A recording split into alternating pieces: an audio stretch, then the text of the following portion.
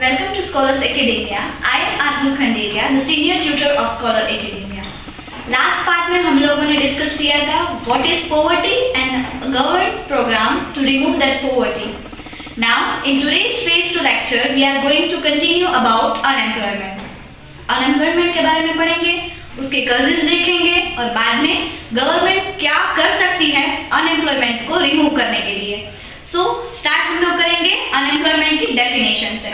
What is unemployment? तो unemployment को हम ऐसे डिफाइन कर सकते हैं कि एक पर्सन जो एजुकेटेड हो, जॉब के सर्च में हो और अगर उसको जॉब नहीं मिल रही है किसी भी वजह के लिए तो उसको बोलते हैं unemployment.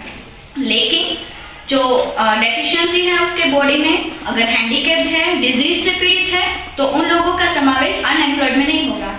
Specially housewife, they are qualified but not willing to work, they are also not considered as unemployed. Now there are many types of unemployment. For example, frictional unemployment, seasonal unemployment, structural unemployment and industrial unemployment. अभी frictional unemployment यानी क्या? Frictional unemployment ज़्यादा से हम लोग पहले जो use करते थे वो ओल्ड टेक्नोलॉजी थी. अब जो यूज़ करते हैं न्यू टेक्नोलॉजी यूज़ करते हैं. अगर हम लोग ज़्यादा से ज़्यादा न्यू टेक्नोलॉजी पे वर्क करेंगे तो क्या होगा? ओल्ड टेक्नोलॉजी है वो धीरे धीरे कम होती जाएगी और बाद में शट डाउन हो जाएगी. तो बेसिकली जो फ्रिक्शन अराइज हुआ है न्यू टेक्नोलॉजी में और ओल्ड टेक्नोलॉजी में, इन दोनों के बीच का जो अनएम्प्लॉयमेंट रेज हुआ है that is called frictional unemployment. अब बात करेंगे स्ट्रक्चरल अनएम्प्लॉयमेंट.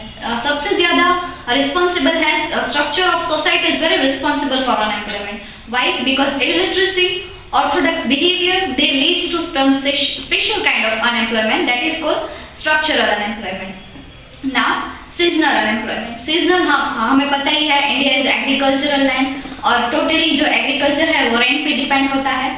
सो जब ज्यादा रेन होती है तो ज्यादा एम्प्लॉयमेंट, अगर कम रेन हुआ तो कम employment. So we can say that unemployment due to rain or lack of irrigation facility leads to the seasonal unemployment. Now comes industrial unemployment.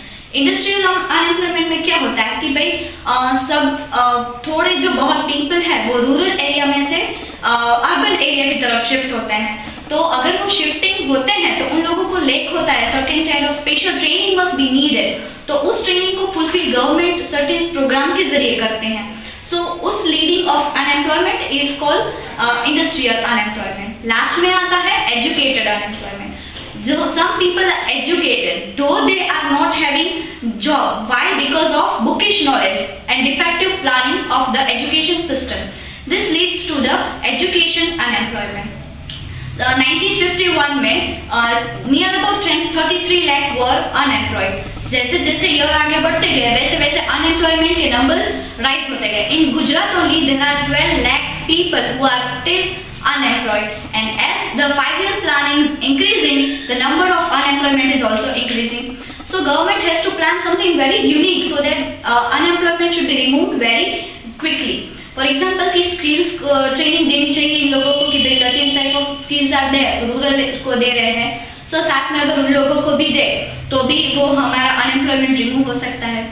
Another kind of suppose कि हम लोग old technology use करते हैं तो new technology की तरफ shift हो तो उनकी भी ट्रेनिंग देनी चाहिए so that they will get the more knowledge about the new technologies.